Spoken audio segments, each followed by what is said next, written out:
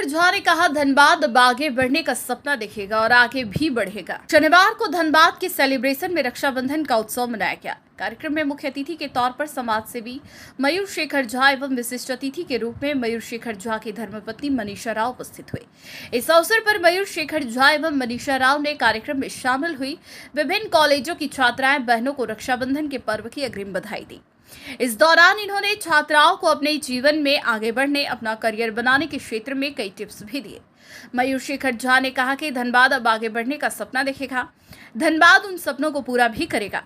हैदराबाद और बेंगलोर जैसे बड़े शहरों की तुलना में धनबाद भी उतना ही स्थान रखता है कि यह धनबाद भी उन बड़े सपनों को पूरा कर सकता है।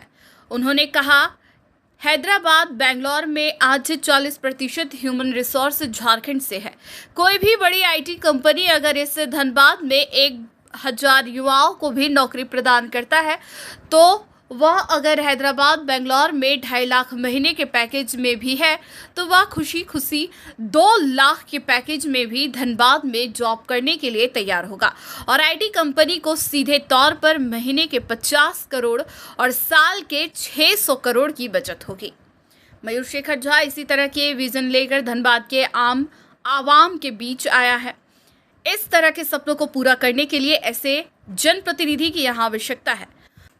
अब तक के जो भी जनप्रतिनिधि हुए उनकी सोच कभी वहां तक नहीं गई। उनका सारा ध्यान यहाँ के कोयला पर ही टिका रहा। आईटी कंपनियां न सिर्फ हैदराबाद बेंगलोर बल्कि गुड़गांव, पुणे, लखनऊ तक फैल चुकी है, तो आखिर धनबाद क्यों नहीं आ सकती है। मयूर शेखर झा ने यह सपना देखा है जिसे पूरा करने में धनबाद के लोगों के साथ की आवश्यकता है। सबसे पहले आज का आयोजन के लिए मैं धन्यवाद करना चाहूँगा रोहित, अंकित, नवाजिश और नितेश, मेरे भाइयों को। इन लोगों ने आज इस कार्यक्रम का बहुत सफल आयोजन किया। इसके लिए मैं इन लोगों को धन्यवाद और तारीफ इन लोगों का करना चाहूँगा। ये लड़के मेरे पास आए और पॉलिटिकल भी हैं और सामाजिक भी हैं और इन लोगों ने बड़ी अच्छी बात मुझे बोली।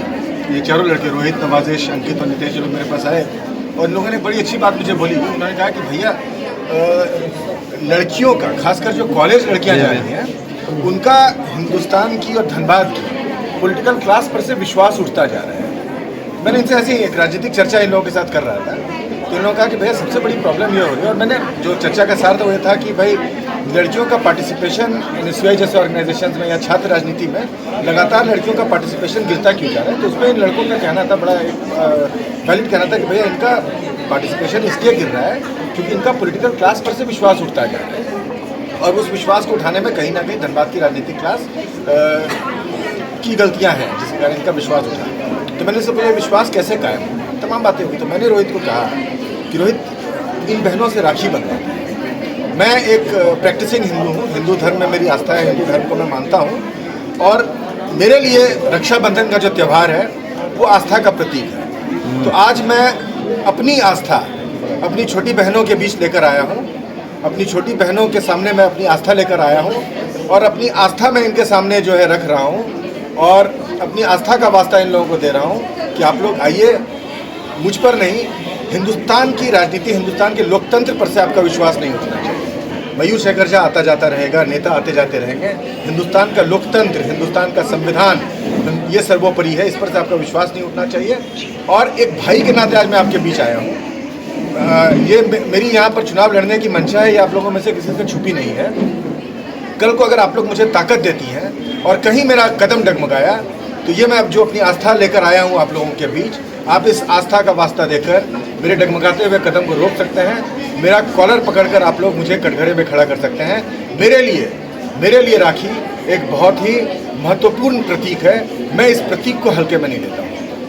कोलकाता की घटना को लेकर मनीषा राव ने कहा कि यह एक अमानवीय घटना है और ऐसी घटनाओं को रोकने के लिए पहले तो वैसे विकृत मानसिकता वाले लोगों की सोच बदलनी होगी। समाज को भी जागरूक बनना होगा। कार्यक्रम को सफल बनाने में रोहित पाठक, नितेश शर्मा, नवजीश, अंकित, मेहताब आलम, अनवर समीम, कुमार, संभव, पिंटू तुरी, मनोज। बड़े खुश हैं हम यहाँ पे अपनी बहनों से मिलके और उनके दिल से हम शुभकामनाएँ देते हैं ताकि हम सब उन्हीं के साथ हैं। यहाँ पे प्रेरित प्रोत्साहित करने आए हैं आगे बढ़ने के लिए। कैसे वो अपने क्षेत्र में अपने कार्य में कैसे आगे एंटरप्रेन्योर्स बन सकते हैं, आगे बढ़ सकते हैं, बड़ा सोच सकते हैं। इस आइटम से सुरक्षा को लेकर एक बड़ा सवाल होता है जब बच्चियाँ घर से बाहर निकलती हैं तो अखबार ये सोचते हैं काफ़ी असुरक्षित महसूस करते हैं, इसको लेकर क्या करना चाहिए, क्या होना चाहिए? कड़ी कानून व्यवस्था होनी चाहिए। लड़कियों पे उंगली उठाने से बेहतर है कि हम उनको ये बोलें कि तुम ऐसे कपड़े मत पहनो, यहाँ मत जाओ। उनको ये बोलना चाहिए कि कैसे वो इस सिचुएशन से डील कर सकें। या तो कोई ऐप होना चाहिए जिससे वो अपने आसपास के लोगों को मतलब बहुत कन्वीनियंटली उस ऐप पे आप maybe you can just press the button and tell them that we are in danger. I think that should be. I read somewhere yesterday they are trying to come out with an app where they could just by the press of a button they could just alert people around them to take an action, quick action. और कानून व्यवस्था अभी हम नहीं जानते यहाँ की कैसी है, क्योंकि देश भर में हमें सुनने को मिल रहा है कभी यहाँ पे कोई रेप हो रहा है, कभी वहाँ कोई रेप हो रहा है। तो थोड़ा सा हमें और जागरूकता चाहिए इसमें, और हमें लड़कियों को थोड़ा हिम्मत देना है कि कैसे वो इस चीज़ से डील कर सकें और इन चीज़ों से बच सकें, इस हैवानियत से बच सकें। चूँकि आज